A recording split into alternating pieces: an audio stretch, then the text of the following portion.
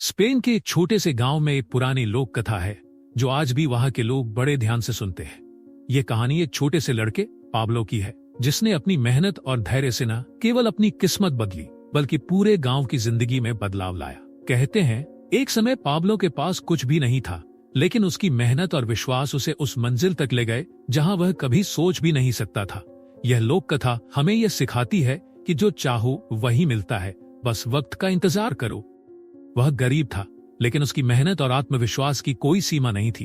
उसका सपना था कि वह एक दिन बड़े बड़े बागों का मालिक बनेगा, जहां हर फल और फूल उसकी मेहनत का नतीजा होगा।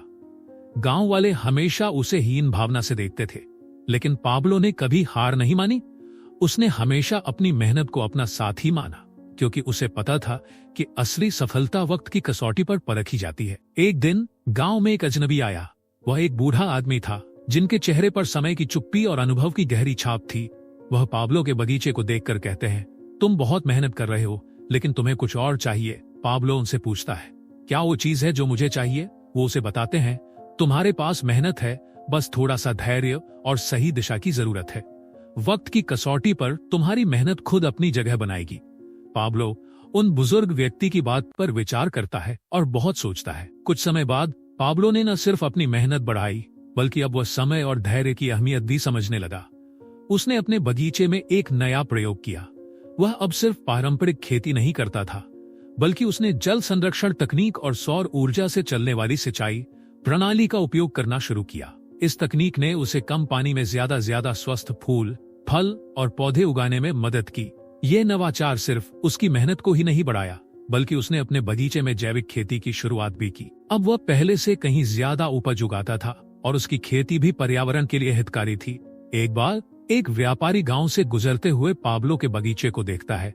उसे वो बगीचा बहुत पसंद आता है और वो पाब्लो के पास जाकर उससे कहता है, क्या शानदार फसलें हैं, क्या तुम इन्हें बाजार में भेजने के लिए तैयार हो? बस यही वो पल था जब पाब्लो की किस्मत बदल गई। उसकी मेहनत, धैर्य और नवाचार ने उसे वह मौका दिलाया जिसकी वह वर्षों से तलाश कर रहा था। अब पाब्लो सिर्फ अपने गांव में नहीं, बल्कि पूरे स्पेन में एक प्रसिद्ध माली के रूप में जाना जाता है। उसकी तकनीक और नवाचार ने उसे उस स्थान पर पहुंचाया जहां वह कभी कल्पना भी नहीं कर सकता था।